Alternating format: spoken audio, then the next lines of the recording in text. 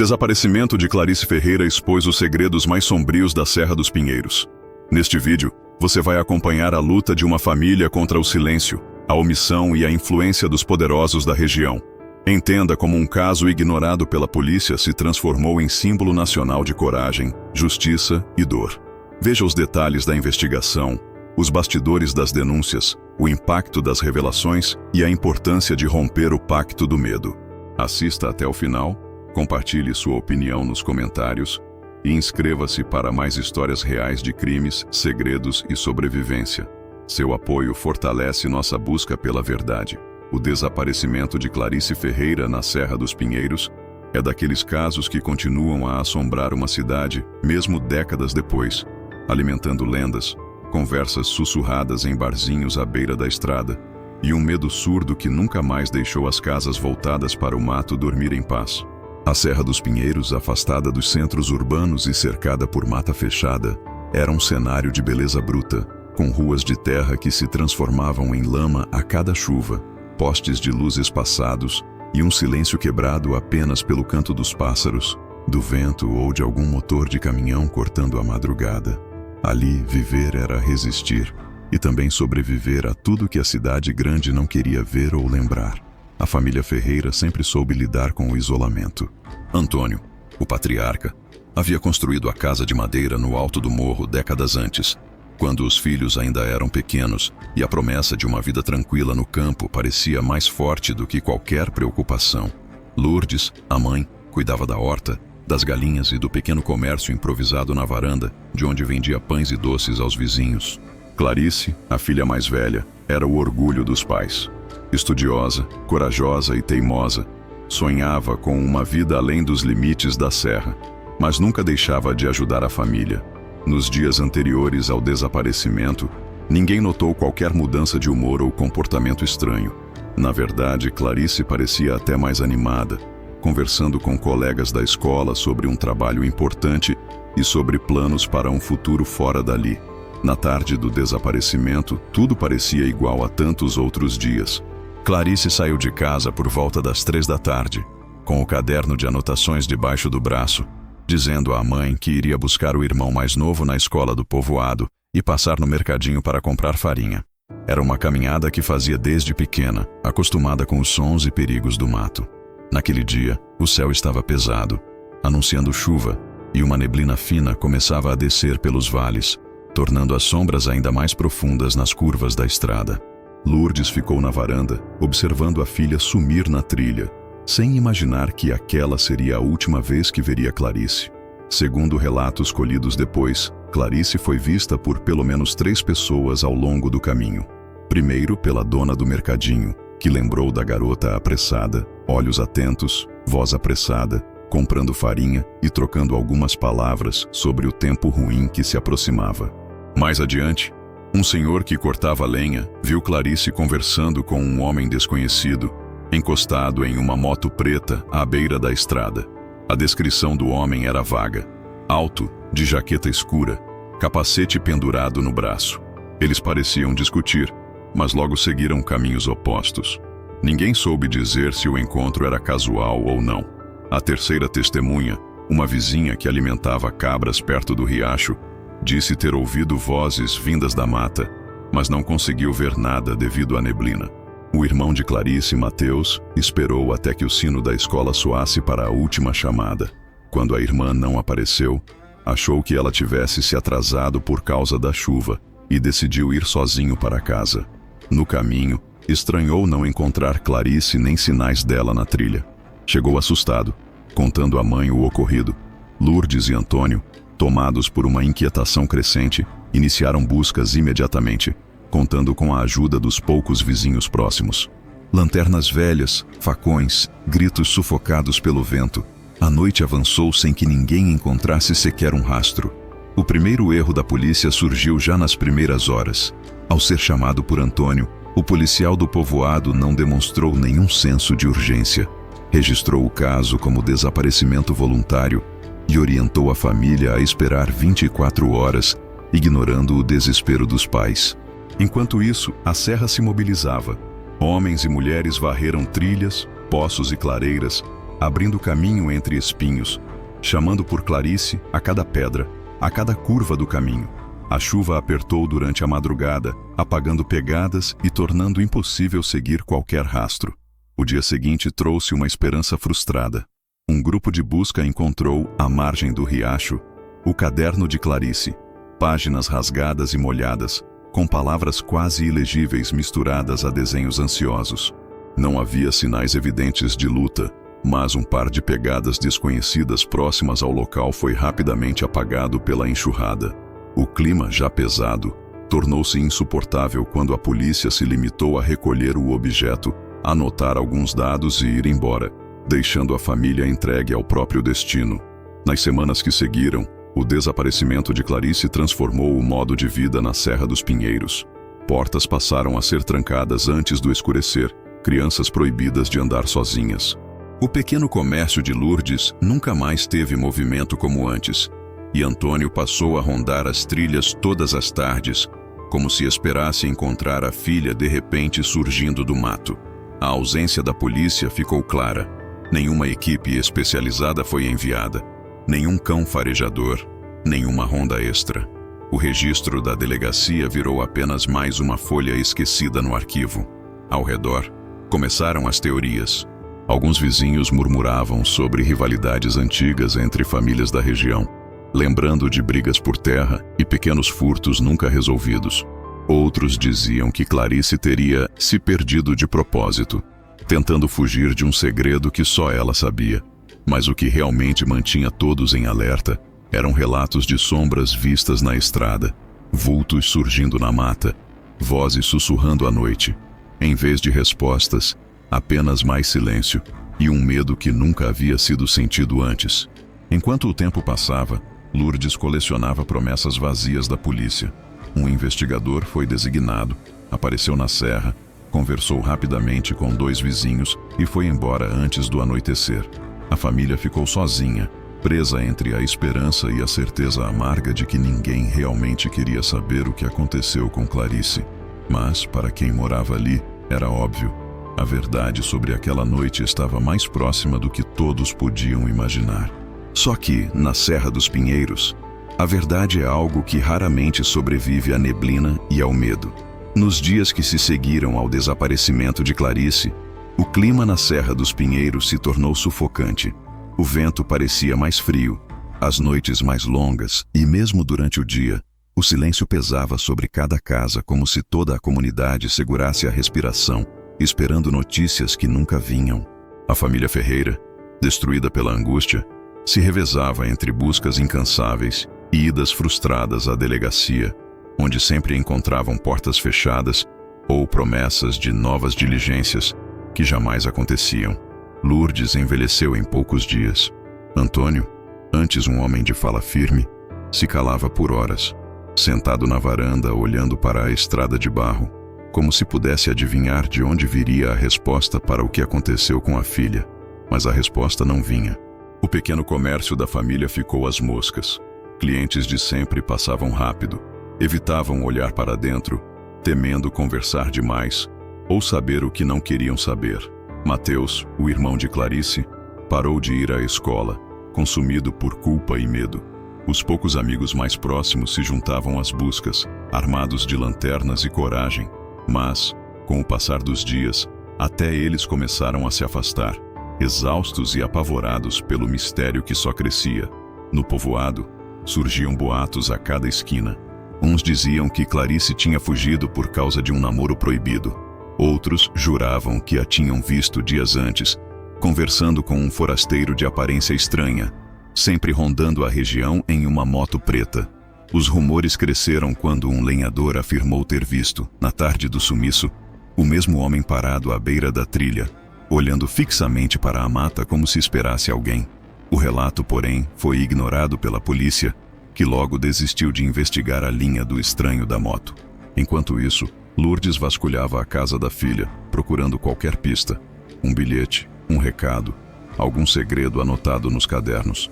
Encontrou cartas de amigas, fotos antigas, rabiscos de sonhos e desejos, mas nada que sugerisse uma fuga ou plano escondido. Antônio revirava o mato ao redor do sítio com a obstinação de quem sabe que a verdade só pode ser arrancada da terra, entre raízes e pedras. Os vizinhos, tomados pelo medo, pararam de ajudar. Alguns falavam em maldição, outros em crime de vingança. E havia quem jurasse que a polícia estava evitando mexer demais na história, porque alguém poderoso da região poderia estar envolvido. Um fazendeiro antigo, um político local, até um policial aposentado.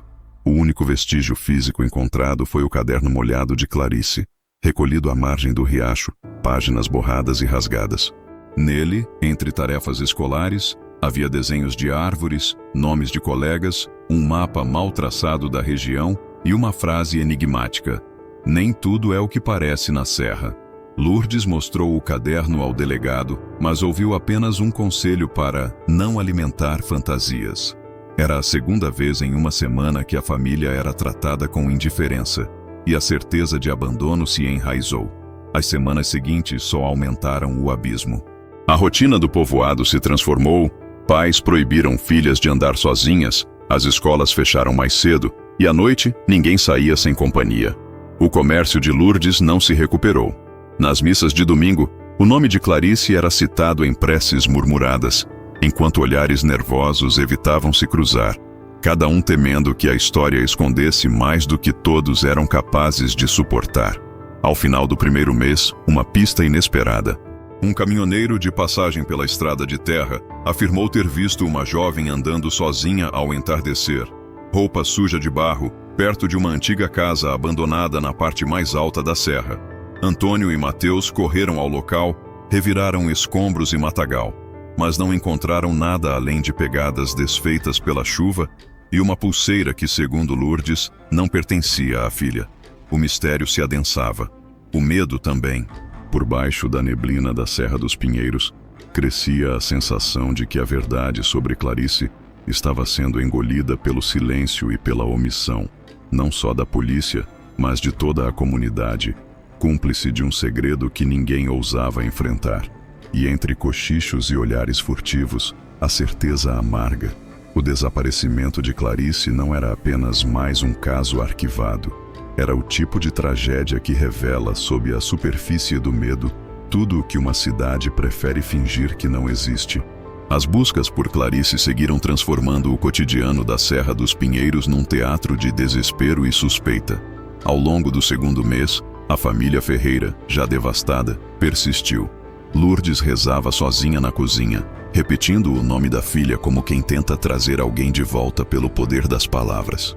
Antônio seguia em silêncio, cavando no mato, escavando o entorno de poços e clareiras. Olhos fundos, barba por fazer, passos cada vez mais pesados.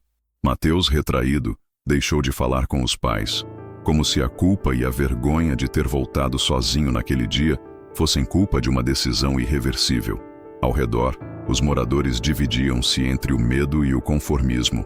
Havia quem dissesse que Clarice estava morta, foi levada pela serra. Diziam baixinho nas feiras e missas. Outros ainda acreditavam que ela fugira por vontade própria, talvez por um romance proibido, talvez para buscar vida melhor na cidade grande. Mas ninguém parecia disposto a investigar fundo demais, a arriscar mexer em vespeiro de segredos antigos.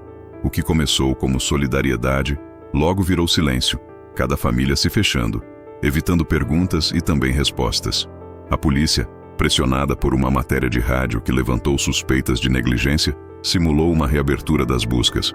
2 agentes subiram a serra, caminharam algumas horas pelos mesmos caminhos já explorados pelos vizinhos, tiraram fotos, fizeram perguntas burocráticas e foram embora antes do anoitecer. O relatório final resumiu tudo a uma linha. Sem indícios de crime, caso segue arquivado. Lourdes ficou com cópia do documento, papel frio que só aumentava sua raiva e solidão. Naquela altura, um novo rumor se espalhou. Alguém teria visto Clarice, ou uma moça muito parecida, entrando numa caminhonete azul na saída do povoado perto da trilha dos eucaliptos. O dono da caminhonete era Tião Batista, homem calado e bruto, antigo desafeto da família Ferreira, conhecido por negócios obscuros, caça ilegal e desavenças por divisa de terra. Antônio, mesmo com medo, procurou Tião, que negou tudo, jurando nunca ter visto Clarice naquele dia. Nada foi investigado a fundo. Ninguém quis saber mais. O clima de terror coletivo atingiu novo pico numa noite de sexta-feira, quando a escola foi pichada com letras vermelhas. Aqui não se fala da Clarice. Ninguém viu quem foi. Ninguém quis apagar a frase. A diretora encerrou as aulas por tempo indeterminado. O silêncio na serra se tornava mais pesado a cada dia. Com o passar das semanas, surgiram outros boatos. Alguns diziam que Clarice estaria escondida com parentes distantes. Outros, que havia sido levada para fora do estado. Um grupo de jovens, durante uma trilha, encontrou perto de uma gruta um brinco igual ao que a garota usava. Mas não havia sangue, nem corpo, nem qualquer outra pista. Lourdes levou o brinco à delegacia, mas o policial de plantão só registrou o achado, sem tomar providências. Mesmo diante do abandono das autoridades, a mãe se recusava a desistir. Passou a escrever cartas semanais para programas de rádio, jornais e canais de TV. Algumas publicaram seu apelo, outras ignoraram. Foi numa dessas tentativas que um repórter de uma rádio regional decidiu ir até a Serra dos Pinheiros. Conversou com Lourdes, andou pelo povoado, falou com vizinhos e, pela primeira vez, noticiou o desaparecimento de Clarice fora das fronteiras do município. A reportagem trouxe esperança, mas também medo. Mais pessoas começaram a falar em público, algumas admitindo ter visto carros estranhos na serra na semana do sumiço, outras dizendo que Clarice teria sido vista assustada, fugindo de alguém. O delegado local, pressionado pela exposição, prometeu investigar. Mas logo a notícia perdeu força, ofuscada por outros casos na região. E tudo voltou ao silêncio. Para a família Ferreira, cada novo boato era uma faca girando na ferida. O sumiço de Clarice deixava de ser só um drama privado e virava o espelho de uma comunidade acostumada a silenciar, a temer e a esquecer. No fundo, todos sabiam que as respostas estavam ali, escondidas na rotina da serra, nos rostos dos vizinhos, nos detalhes ignorados por quem não quis, ou nunca ousou, procurar de verdade.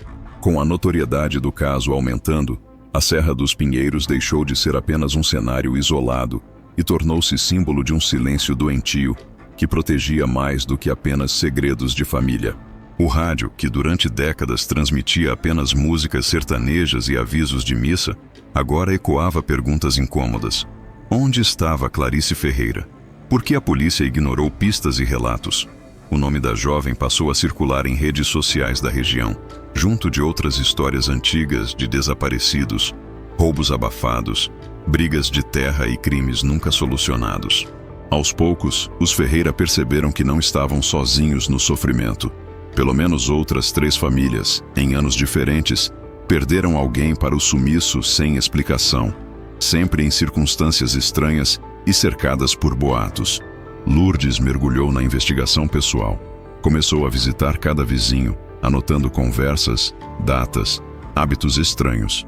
Descobriu que, na semana do desaparecimento, uma caminhonete azul foi vista circulando na trilha dos eucaliptos em horários incomuns. Descobriu também que o lenhador que viu Clarice conversando com o homem da moto era irmão de um antigo funcionário do fazendeiro mais poderoso da serra, e que esse fazendeiro, seu Jacinto, há tempos cultivava rivalidade com Antônio por causa de um velho limite de terra jamais regularizado.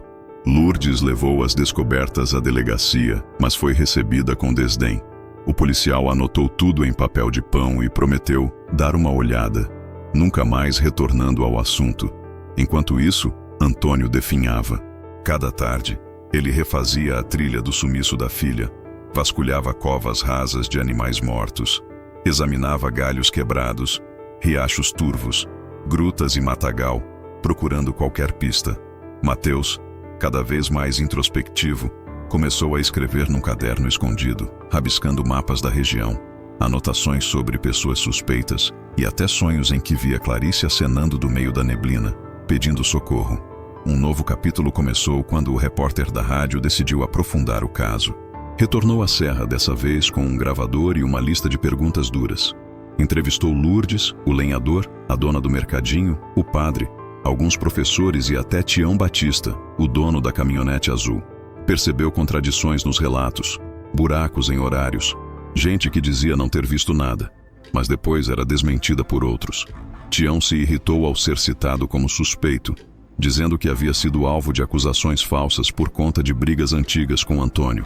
O repórter publicou uma série de matérias, revelando não só a história de Clarice, mas de toda uma rede de omissão e cumplicidade local. A reportagem teve efeito devastador. A cidade dividiu-se. Alguns aplaudiam Lourdes, outros diziam que era louca e só trazia problema. O comércio da família, já quase parado, foi alvo de vandalismo. Vidraça quebrada, ameaça anônima escrita na porta.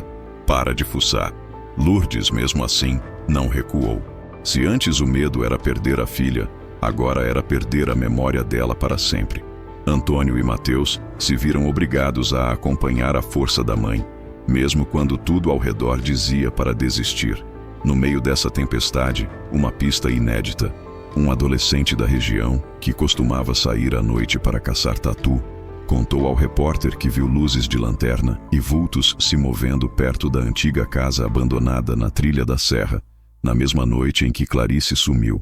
Disse que ouviu risadas nervosas, como se alguém estivesse comemorando ou zombando, e depois sons de motor acelerando. A polícia, pressionada por nova denúncia pública, voltou ao local, mas encontrou apenas latas velhas, garrafas quebradas e um pedaço de corrente dourada. Lourdes reconheceu o objeto como presente dado à filha no último aniversário. Mesmo assim, nada mudou oficialmente. O caso continuava arquivado, mas a Serra dos Pinheiros, antes resignada ao silêncio, começava a se mexer. E sob a pressão do medo, os primeiros segredos finalmente davam sinais de que estavam prestes a emergir. Com o escândalo ganhando força e a pressão popular finalmente obrigando as autoridades a agir, a Serra dos Pinheiros virou campo de batalha entre medo e esperança. Agora, a casa dos Ferreira era vigiada por curiosos, repórteres e até policiais, que passaram a patrulhar a região para mostrar serviço diante das câmeras, ainda que sem vontade de investigar a fundo. Lourdes, cansada mas determinada, continuava como peça central na luta por respostas, cada vez mais exposta, alvo de solidariedade, mas também de ataques anônimos e isolamento. Antônio, devastado, já quase não falava, enquanto Mateus se tornava retraído e paranoico, colecionando pequenos objetos e pistas que ninguém além dele parecia notar. Naquelas semanas, uma reviravolta inesperada. O padre da comunidade, pressionado por Lourdes e pelo próprio remorso, revelou em confissão a um repórter que recebera visita de Tião Batista, o antigo desafeto da família, pouco depois do desaparecimento. Tião teria procurado consolo espiritual, estava alterado, falando em coisas que não podem voltar atrás, e pedindo perdão por erros que um dia virão à tona. O padre, limitado pelo segredo do confessionário, nunca relatou nada à polícia, mas diante da pressão da imprensa e do desespero da família, permitiu que seu depoimento anônimo fosse incluído nas matérias investigativas. A revelação acendeu novo alarme na cidade. Tião, já hostilizado, agora era evitado por todos. Os boatos viraram acusações abertas. O fazendeiro rival de Antônio, seu Jacinto, também começou a ser citado em reportagens como possível mandante de um crime por vingança ou para acobertar outro segredo antigo da serra. Os nomes se misturavam às lendas, e a tensão subiu a ponto de alguns moradores começarem a trancar as portas até mesmo de dia. Na escola reaberta, pais proibiam filhos de conversar sobre Clarice, como se a simples menção ao nome trouxesse azar ou perigo. A polícia, encurralada, resolveu chamar reforços da capital e reabrir oficialmente o inquérito. Peritos foram enviados para revirar o sítio dos Ferreira, vasculhar trilhas e ruínas, coletar objetos abandonados, buscar sinais de luta ou restos de tecido, cabelo, sangue. Não encontraram o corpo, nem provas conclusivas, mas identificaram rastros de pneus e marcas de botas compatíveis com as de funcionários do sítio de Tião. O delegado anterior foi afastado, acusado de negligência e omissão, e a investigação finalmente passou a considerar hipóteses antes ignoradas: sequestro, crime passional, até participação de mais de uma família poderosa da região. Ao mesmo tempo, Lourdes se isolava. Ela passou a receber ameaças de morte por telefone, bilhetes deixados no portão, até pedras atiradas à noite. Mas não cedeu. Continuava a procurar pistas, entrevistar vizinhos, reunir recortes de jornais, cartas e mapas. Mateus, notando o risco, Começou a anotar placas de carros estranhos que passavam pela estrada. Descobriu que alguns pertenciam a parentes distantes de Tião, outros a funcionários de fazendas ligadas a seu Jacinto. No ápice da tensão, mais um fato perturbador. Uma das amigas de Clarice, que havia se mudado meses antes, enviou uma carta para Lourdes contando que, pouco antes do sumiço, Clarice confidenciou estar sendo seguida e chantageada por alguém que sabia de um segredo antigo do povoado. A carta foi entregue à polícia e à imprensa, intensificando ainda mais as especulações e o medo. A Serra dos Pinheiros, enfim, via seu silêncio ser rasgado. O desaparecimento de Clarice deixava de ser só um caso de família e escancarava os jogos de poder, as histórias mal resolvidas e a omissão que, por décadas, protegiam não só criminosos, mas também todos que, por medo ou conveniência, escolheram não ver. A reabertura do inquérito trouxe mais exposição, mas também um novo tipo de silêncio. O silêncio do medo escancarado. Agora, ninguém na Serra dos Pinheiros queria ser ouvido. O povoado se dividiu entre os que exigiam respostas e os que imploravam pelo retorno do esquecimento. O policiamento aumentou, mas a confiança nas autoridades era praticamente nula. Muitos ainda acreditavam que os poderosos da região, donos de terras e de influência política, controlavam as investigações tanto quanto controlavam o ritmo da vida local. Lourdes, cada vez mais solitária, passou a documentar tudo.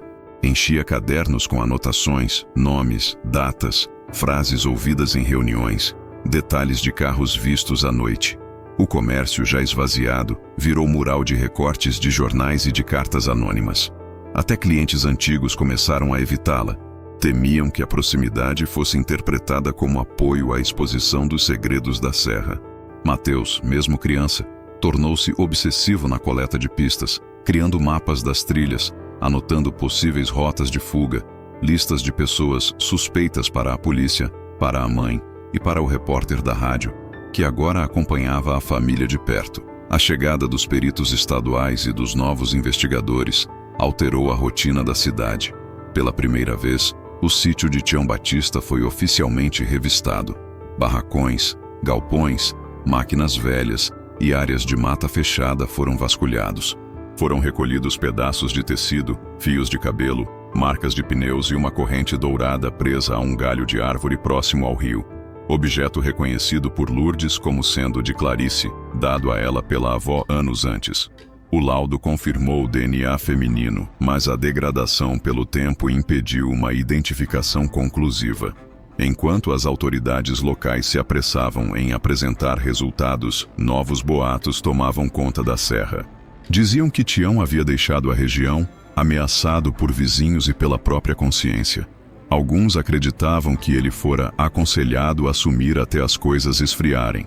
Seu Jacinto, por sua vez, passou a circular armado, cercado de empregados e cães, temendo represálias que podiam vir tanto de quem buscava justiça, quanto de quem queria silenciar a família Ferreira de uma vez por todas. Em meio à pressão, um fato novo. O repórter da rádio conseguiu acessar, por meio de um funcionário do cartório, registros de conflitos antigos entre as famílias da Serra. Descobriu-se que, há cerca de 20 anos, um primo distante de Antônio havia desaparecido nas mesmas condições, sem rastros, sem corpo, sem investigação de verdade. Era como se, de tempos em tempos, a Serra dos Pinheiros exigisse um novo silêncio, um novo segredo enterrado sob a neblina. A essa altura, Lourdes já não dormia.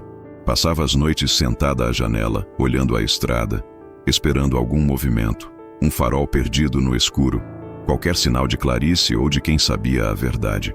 O repórter publicou uma série de reportagens denunciando a ligação entre desaparecimentos, disputas de terra e omissão policial, o que atraiu a atenção de autoridades do Estado e uma equipe de TV investigativa.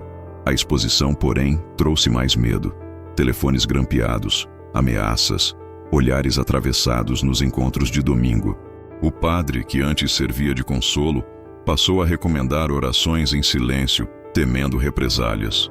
A cidade, antes solidária, agora dividida pelo medo, pela culpa e por suspeitas que se arrastavam em cada esquina. No fundo de cada casa crescia a certeza: A Serra dos Pinheiros estava cheia de testemunhas caladas. Algumas por medo, outras por interesse, outras porque aprenderam desde cedo que na Serra a sobrevivência depende menos de justiça e mais do pacto de silêncio que há gerações mantém os segredos enterrados, a salvo da luz e das perguntas certas. Com o cerco se fechando em torno dos principais suspeitos, a Serra dos Pinheiros passou a viver sob uma tensão palpável. As noites ficaram ainda mais silenciosas, apenas cortadas pelo ruído ocasional de viaturas ou de motos desconhecidas acelerando na estrada. O nome de Clarice agora era quase proibido. Mesmo os mais próximos da família Ferreira evitavam falar dele em público, por medo de serem associados ao caso, e com isso, atraírem ameaças, violência ou ostracismo. No entanto, a chegada da equipe de TV investigativa trouxe uma nova onda de esperança e inquietação.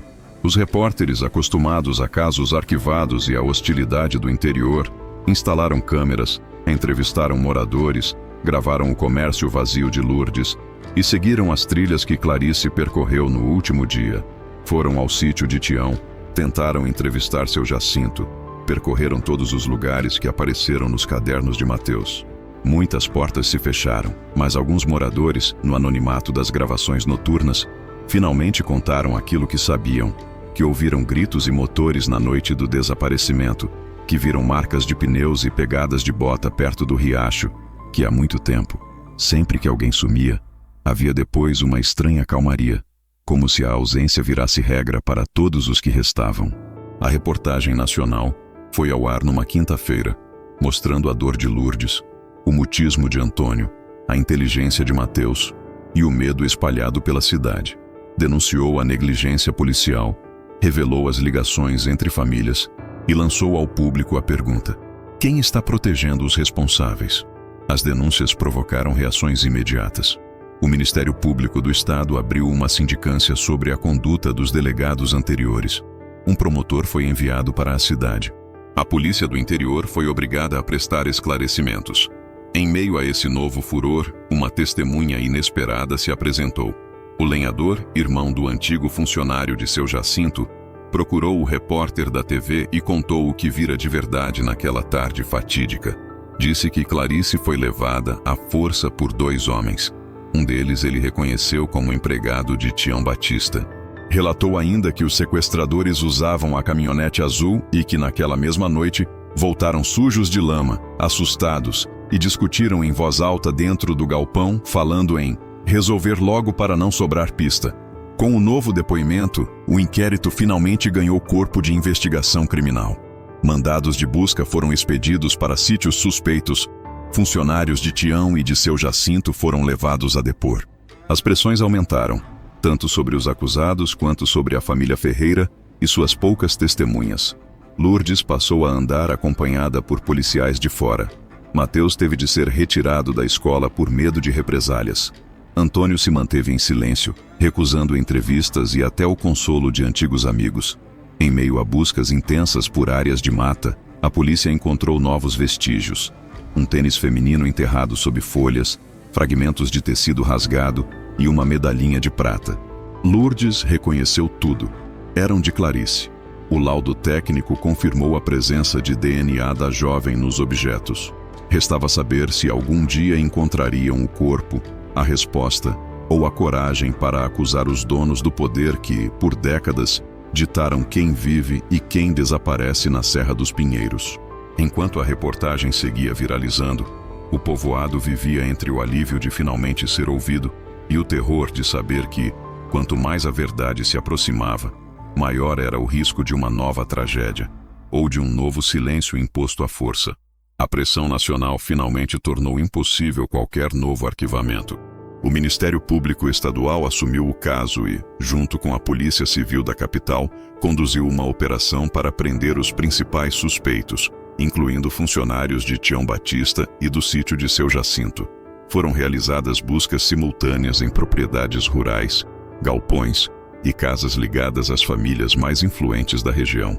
Em uma dessas buscas, na mata fechada próxima à trilha dos eucaliptos, cães farejadores encontraram fragmentos de roupa e ossos humanos. A perícia confirmou. Era Clarice. O choque abalou toda a Serra dos Pinheiros. A notícia se espalhou em minutos. Primeiro entre os que ainda tinham coragem de apoiar a família Ferreira. Depois entre os que sempre disseram não saber de nada. E por fim, alcançando até mesmo os que por anos lucraram com o medo e o silêncio. A confissão parcial de 2 funcionários, obtida após horas de interrogatório, revelou que a ordem para dar um susto em Clarice partiu de uma combinação de vingança antiga e chantagem por segredos de família. O crime saiu do controle. A menina tentou fugir, lutou, gritou e foi assassinada para que ninguém mais soubesse do que ela ouvira naqueles dias. Tião Batista foi preso preventivamente, assim como um dos chefes de segurança de seu Jacinto. Ambos negaram, mas as provas e os depoimentos tornaram impossível qualquer defesa. O promotor, em coletiva, apontou a existência de uma rede de proteção entre famílias, funcionários e até agentes públicos, cúmplices, por omissão, na morte de Clarice e de tantos outros desaparecidos, que nunca tiveram resposta. No povoado, a repercussão foi devastadora. Alguns celebraram a coragem da família Ferreira e o trabalho da imprensa. Outros se fecharam ainda mais, temendo que a justiça alcançasse velhos segredos. Lourdes, devastada, finalmente enterrou a filha e fez promessa de lutar por outras mães, para que ninguém mais tivesse de passar pelo horror do silêncio imposto. Mateus, protegido pela justiça, mudou de cidade. Antônio, em luto silencioso, virou símbolo de um sofrimento que nenhuma justiça ou manchete pode apagar. O caso de Clarice Ferreira expôs tudo o que há de podre na Serra dos Pinheiros. O medo, o conluio, o preço pago por quem ousa perguntar. Mas também provou que, quando uma família se recusa a desistir, é possível romper pactos de silêncio tão antigos quanto a própria serra. No fim, o nome de Clarice virou bandeira, e lembrete de que toda verdade tem um preço, mas também pode, um dia, libertar até mesmo a cidade mais amedrontada.